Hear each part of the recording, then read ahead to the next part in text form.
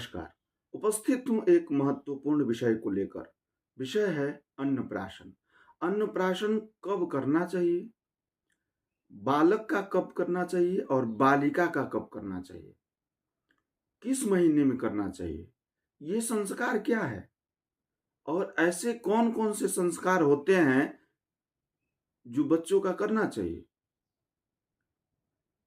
अन्नप्राशन संस्कार का मतलब है कि भोजन कराना प्रारंभ करना, अर्थात उस बच्चे को अन्न खिलाना प्रारंभ करना है। तो ये किस महीने से प्रारंभ करें, बालक है तो किस महीने से और बालिका है तो किस महीने से। अन्नप्राशन एक संस्कार है और ऐसे 16 संस्कार होते हैं हर जातक की जीवन में। 16 प्रकार के संस्कार होते हैं। सर्वप्रथम संस्कार है गर्भाधान, दूसरा पुंसवन, तीसरा सीमंतोनयन सीमंतोनयन संस्कार है। चौथा है जातक कर्म, पांचवा है नामकरण, छठा है निष्क्रमण और सातवां है अन्नप्राशन। आठवां संस्कार है वह है चूड़ाकरण और नौवां संस्कार है वह है यज्ञोपवीत। 10वां संस्कार है वपन और 11वां संस्कार है कर्णवेद। 12वां संस्कार है स्नान, विद्या स्नान, व्रत स्नान अर्थात विद्यारंभ और 13वां संस्कार है वेदारंभ। 14 नंबर का जो संस्कार है वह है समावर्तन और 15 नंबर का जो संस्कार है वह है विवाह और 16वें नंबर का जो संस्कार है उसका नाम है अंत्येष्टि।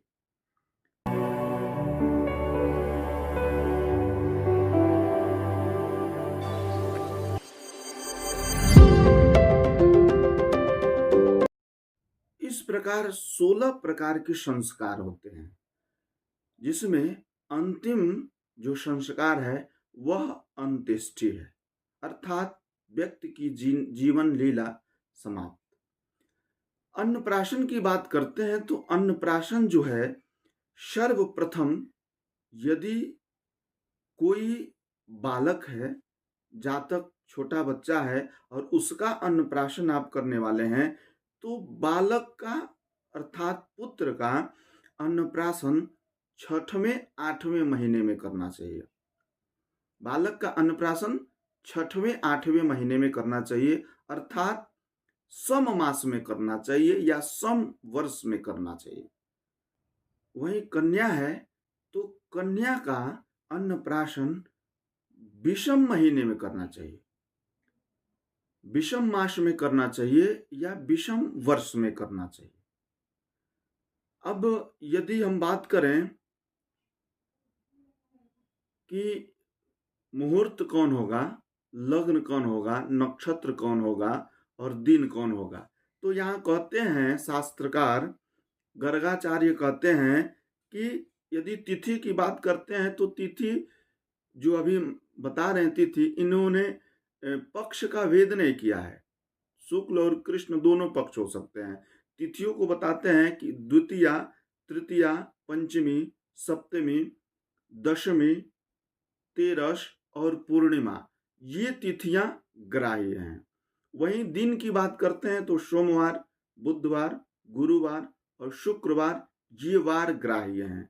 और नक्षत्रों की बात करते हैं तो अश्वनी, रोहिणी, मृगशिरा, पुनर्वसु, पुष्य, उत्तरा तीनों नक्षत्र, हस्त नक्षत्र, चित्रा, स्वाति, अनुराधा, अभिजीत, श्रवण, धनिष्ठा, शतभिषा और रेवती, ये नक्षत्र अन्नप्राशन के लिए ग्राह्य हैं।